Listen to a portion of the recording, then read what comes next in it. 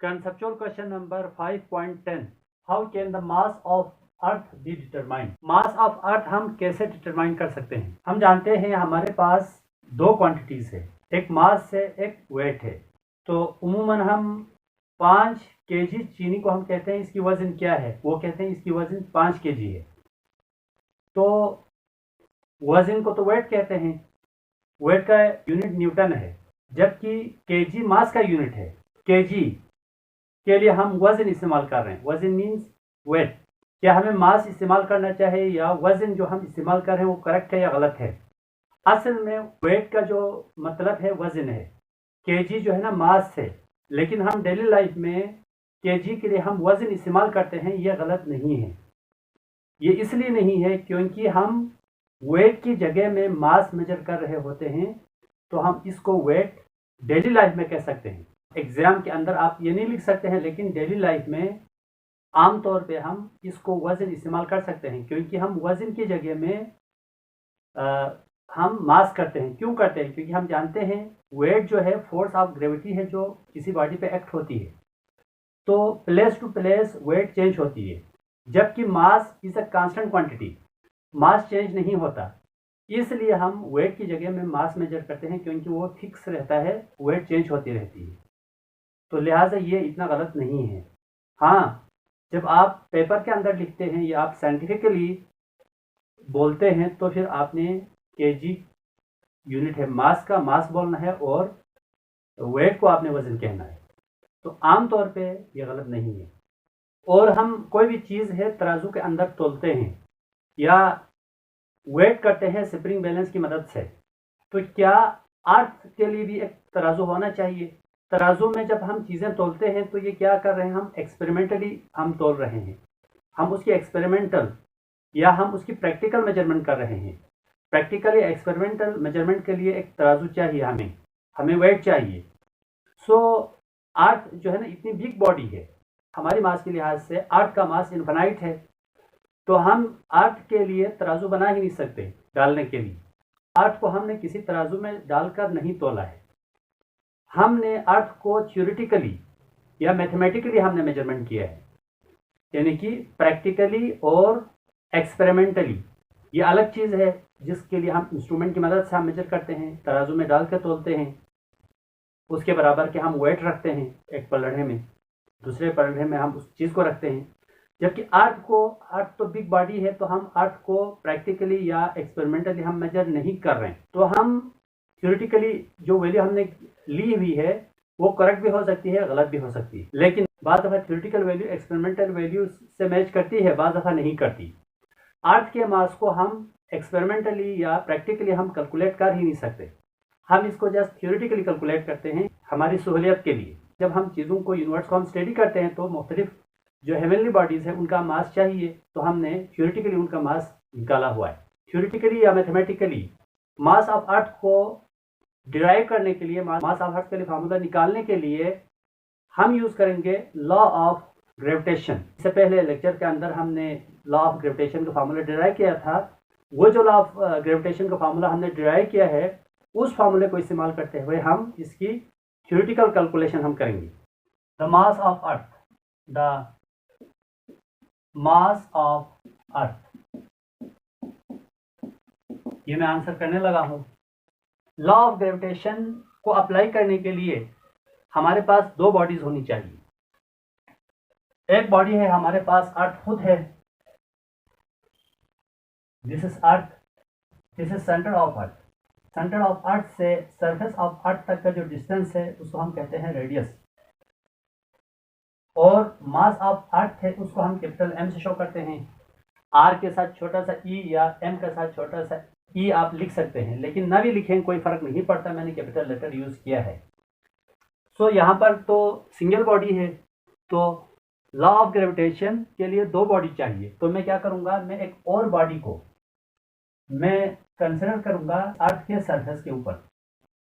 अब ये जो बॉडी है ये अर्थ के सरफेस पे है, इसके मास को मैं छोटे एम से जाहिर करूँगा क्योंकि ये स्मॉल बॉडी है। जैसे कि हम सरफेस ऑफ अर्थ पर मौजूद है, हमारा मास स्मॉल एम से जाहिर करते हैं और अर्थ का मास कैपिटल एम से हम जाहिर करते हैं। तो दो बॉडीज हमारे पास आ गई है, यहाँ पर हम वही चीज़ लिखेंगे, कंसिडर अ बॉडी। आप एक ब्लॉक को कंसिडर कर सकते हैं, आप एक बिल्डिंग कंसिडर कर सकते हैं, आप एक पर्सन को भी कंसिडर कर सकते हैं, कोई भी बॉडी आप सरफेस ऑफ अर्थ पर कंसिडर कर सकते हैं। आप या एक गाड़ी को कंसिडर कर सकते हैं। Consider a body of mass small m placed on the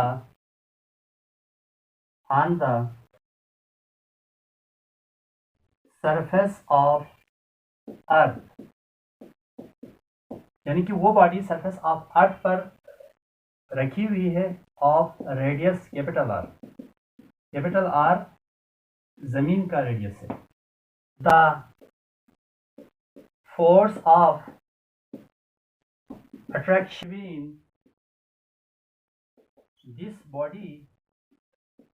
body and the earth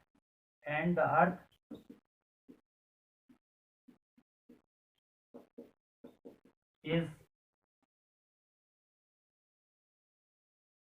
given by the law of gravitation। देखिए वही बॉडी मैंने कंसिडर किया सरफेस ऑफ अर्थ पर, एक बॉडी अर्थ है, दूसरी बॉडी उसके सरफेस पर रखी हुई बॉडी है, उनके दरमियान फोर्स ऑफ अट्रैक्शन है, वो लॉ ऑफ ग्रेविटेशन हम देंगे। तो F is equal to capital G small m m1 m2 divide by d square. इसको इक्वेशन 1 लिख दीजिए। अब यहाँ पर जो m1 एंड m2, यार m1 है हमारे पास स्मॉल m एंड m2 हमारे पास है capital M।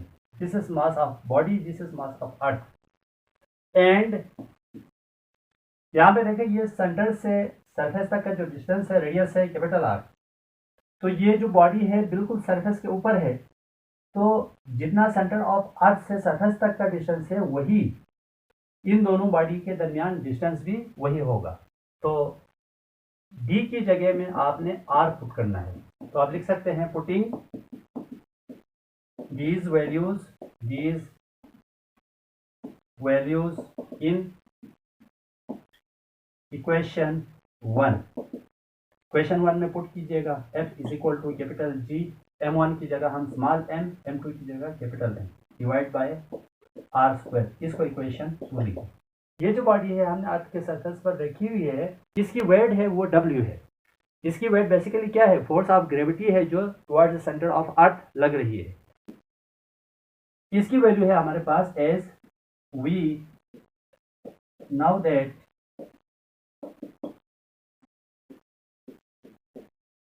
weight of body is, जो weight of body है हमारे पास W is equal to mg। और ये जो W है वो फोर्स ऑफ ग्रेविटी है, तो मैं यहाँ W की जगह में F रख सकता हूँ। मेरे पास इक्वेशन 3 है। तो left side of equation 2 and 3 are same, therefore right side will automatically be equal. Hence comparing equations 2 and 3, इन दोनों इक्वेशन को कंपेयर कीजिएगा। तो capital G small m capital M divide by R square is equal to mg। Small m को cancel कर दो, तो remaining बचा है हमारे पास capital G capital M divide by R square is equal to G। को एक दफ़ा और लिख लीजिए, capital G capital M divide by R square is equal to G। G के डिनोमिनेटर में कुछ नहीं है, वहाँ पे 1 कंसिडर करो बाई क्रॉस मल्टीप्लिकेशन। तो R square by cross multiplication small g के साथ आएगा, और कैपिटल G जो है स्मॉल g के डिनोमिनेटर में आएगा। तो कैपिटल M बचा हमारे पास g R square divide by capital G divide by capital G। इसको इक्वेशन 4 लिख दीजिएगा। ये हमारे पास फार्मूला आया है मास ऑफ अर्थ निकालने का, where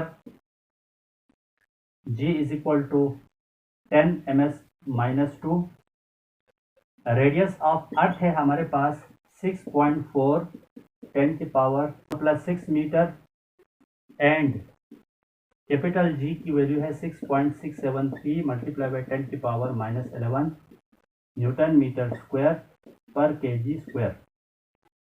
Putting these values in equation 4. तो capital M is equal to equation 4 है हमारे पास. ये स्मॉल जी की वैल्यू है 10 मल्टीप्लाई बाय R की वैल्यू है हमारे पास 6.4 10 पावर +6 का होल स्क्वायर. कैपिटल जी की वैल्यू है हमारे पास 6.673 मल्टीप्लाई बाई 10 की पावर -11. अच्छा, नेशनल बुक फाउंडेशन में जो स्मॉल जी की वैल्यू उन्होंने 9.8 ली हुई है. 9.8 भी अगर आप यहाँ पे पुट करेंगे तो मास ऑफ अर्थ के ऊपर इतना फर्क नहीं पड़ेगा, दोनों वैल्यू सही है. m इज इक्वल टू ये जो स्क्वायर 6.4 के ऊपर अलग आएगा और 10 की पावर +6 के ऊपर अलग आएगा. तो ये 6.4 का होल स्क्वायर मल्टीप्लाई बाई 10 की पावर 6 का whole square divide by 6.673 multiply by 10 की पावर -11. -11 नोमिनेटर में जाके प्लस हो जाएगा. तो capital M is equal to 10 multiply by 6.4 का स्क्वायर है तो मैं इसको दो दफ़ा लिख सकता हूँ. 6.4 मल्टीप्लाई बाय 6.4 10 की पावर 6 2 12. ये -11 ऊपर नोमिनेटर में जाके +11 होगा डिवाइड बाय 6.673. पहले ये जो नोमिनेटर में जो पावर के बगैर जो टर्म्स है इन सबको मल्टीप्लाई कीजिएगा.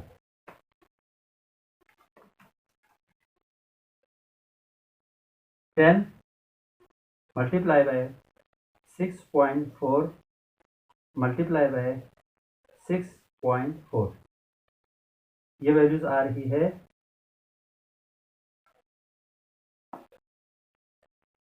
m is equal to 409.6 divide by 6.673 10 की पावर बेस सेम है पावर 8 कीजिएगा. तो 10 12 प्लस 11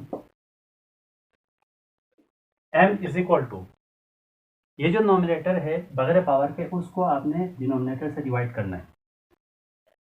409.6 डिवाइड बाय 6.673. तो ये वैल्यूज आ रही है 661 मल्टीप्लाई बाय 10 की पावर 23. मास का यूनिट है केजी. तो डॉट यहाँ है, डॉट को फर्स्ट नॉन जीरो डिजिट 6 है इसके बाद लेके जाएं. तो फर्स्ट नॉन जीरो डिजिट तक एक नंबर जम कर रहे हैं राइट से लेफ्ट की तरफ. तो एक नंबर बढ़ेगा प्लस में 10 की पावर +1 10 की पावर +23 kg. बेस से में पावर 8 कीजिएगा. m is equal to 6.1 multiply by 10 की पावर 24 kg. r जस्ट आप 1 को ड्रॉप करके 6 मल्टीप्लाई बाई 10 की पावर 24 kg ये आप लिख सकते हैं. दिस इज द थ्योरेटिकल और mathematical value of mass of earth.